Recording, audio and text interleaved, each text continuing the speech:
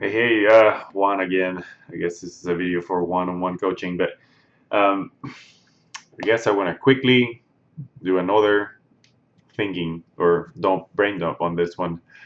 Um, the last few weeks I've been discussing, we just having conversations, just powerful conversations with a few people, and then I've also seen it in a few Facebook messages. But this is about um, rejection, which I actually touched on the video yesterday.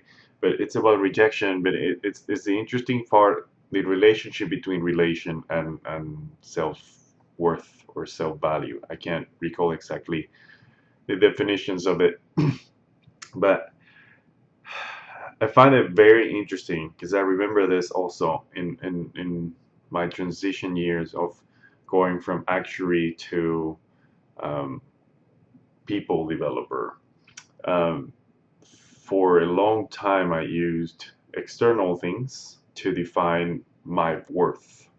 Um, Not necessarily in terms of titles, but in terms of how I saw people responding to me, or how I saw other people reacting to what I said, did, or thought about things.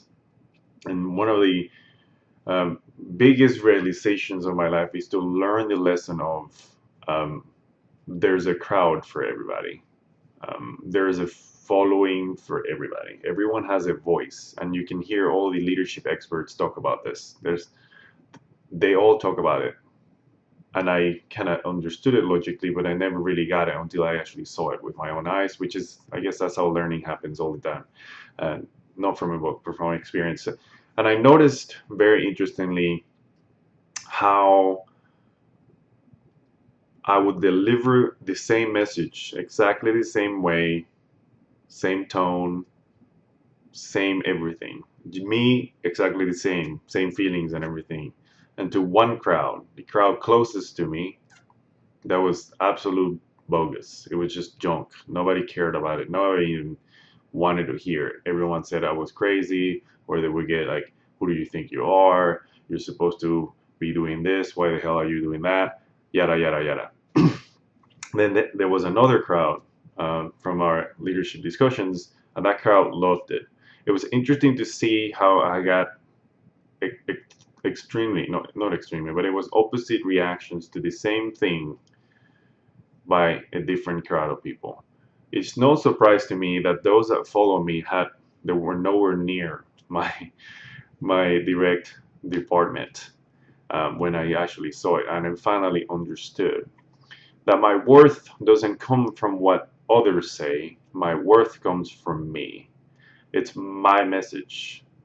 If I am always in alignment with who I am, what I believe, not to say that I'm not willing to change, but simply at that specific moment, if I'm always in alignment with what I believe, with what I value, and I deliver the message thinking to the best of my ability that is the right thing to do, a rejection from some people could absolutely be they're just not in alignment. They don't have the same frequency than I have.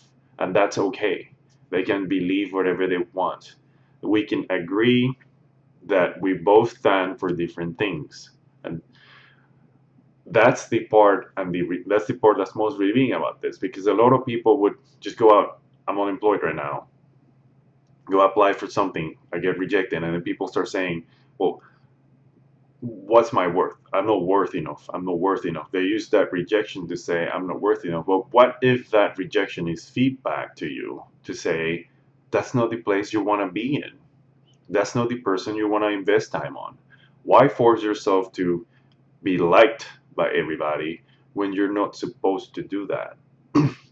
So my thought here really is rather than you using external things, whether that's a product that you're using, whether that's feedback from other people, whether that's the title, the car, the house, or whatever it is that you own, why, rather than using that to define your worth, why not you just simply use your worth to define what's around you? Why doesn't your house represent who you are? Why doesn't the people you hang out with represent what you value and what you think and where you want to go? These are the things that matter most. And then when you actually discover that the worth comes from you, whatever level that might be, it's going to be a lot easier for you to choose who to hang out with, for you to choose what to invest in, what to spend money on. It's going to be a lot easier for you to say yes and no to the things, and you're just going to be okay with pissing people off when you say, no, I don't have time for you, because I'm focusing on this thing. It's going to be just fine.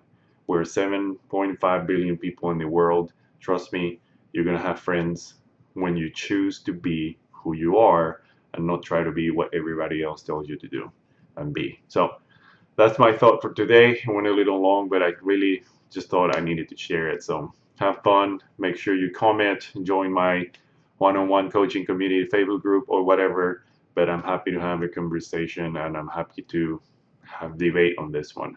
But if you have any insights, feel free to touch base with me. See ya.